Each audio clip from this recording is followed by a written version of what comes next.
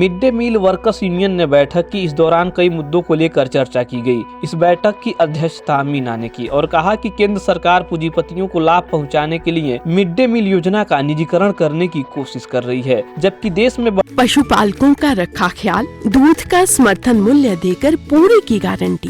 हिमाचल प्रदेश हिंदुस्तान का पहला राज्य बना जहां गाय के दूध पर और भैंस के दूध पर मिनिमम सपोर्ट प्राइस दिया गया, एमएसपी दिया गया, यानी कि गाय का दूध 1 लीटर 1 किलो 45 रुपए के हिसाब से खरीदा जाएगा और भैंस का दूध 55 रुपए के हिसाब से सरकार खरीदेगी। ऐसा क्यों?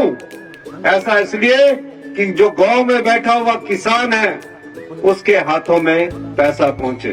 हिमाचल सरकार की कथनी और करनी में नहीं है कोई भेद। वादे निभाए हैं, वादे निभाएंगे, हिमाचल सरकार का है वादा।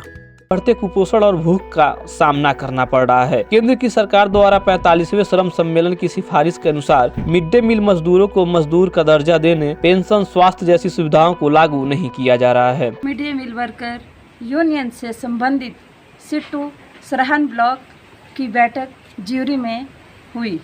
इस बैठक में हमने चर्चा की है कि सरकार के द्वारा मिड डे मील मजदूरों के वेतन में जो 500 रुपये की बढ़ोतरी की है वो बहुत ही कम है।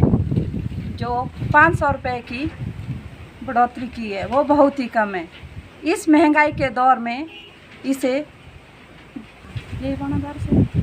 इस महंगाई के दौर में परिवार का गुजारा करना बहुत ही मुश्किल है। हम सरकार से मांग करते हैं कि हरियाणा के तर्ज पर 7500 रुपये मासिक वेतन हमें दिया जाए और सरकार से मांग भी करते हैं कि हमें पूरे 12 महीने वेतन छूटिया व बढ़िया दी जाए, किसी भी मजदूरों को नौकरी से ना निकाला जाए।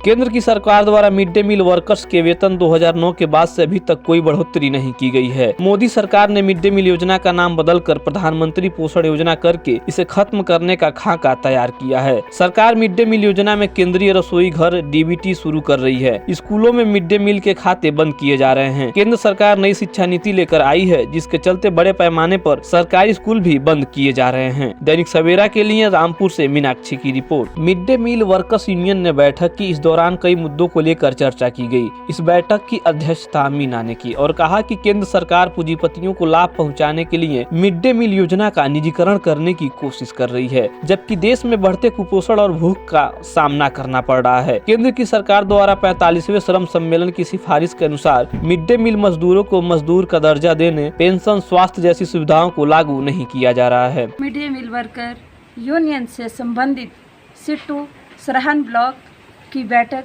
ज्यूरी में हुई।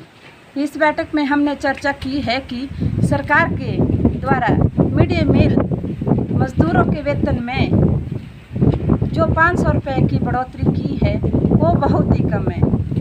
जो 500 रुपये की बढ़ोतरी की है वो बहुत ही कम है। इस महंगाई के दौर में इस महंगाई के दौर में परिवार का गुजारा करना बहुत ही मुश्किल है। हम सरकार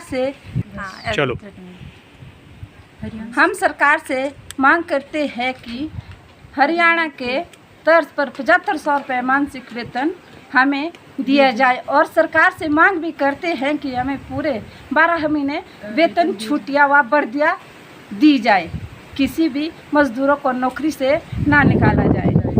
केंद्र की सरकार द्वारा मिड डे मील वर्कर्स के वेतन 2009 के बाद से अभी तक कोई बढ़ोतरी नहीं की गई है। मोदी सरकार ने मिड डे मील योजना का नाम बदलकर प्रधानमंत्री पोषण योजना करके इसे खत्म करने का खाका तैयार किया है। सरकार मिड डे मील योजना में केंद्रीय रसोई घर डीबीटी शुरू कर रही है। स्कूलों में मिड डे मील के खाते बंद किए जा रहे हैं। केंद्र सरकार नई शिक्षा नीति लेकर आई है, जिसके चलते बड़े पैमाने पर सरकारी स्कूल भी बंद किए जा रहे हैं। दैनिक सवेरा के लिए रामपुर से मीनाक्षी की रिपोर्ट।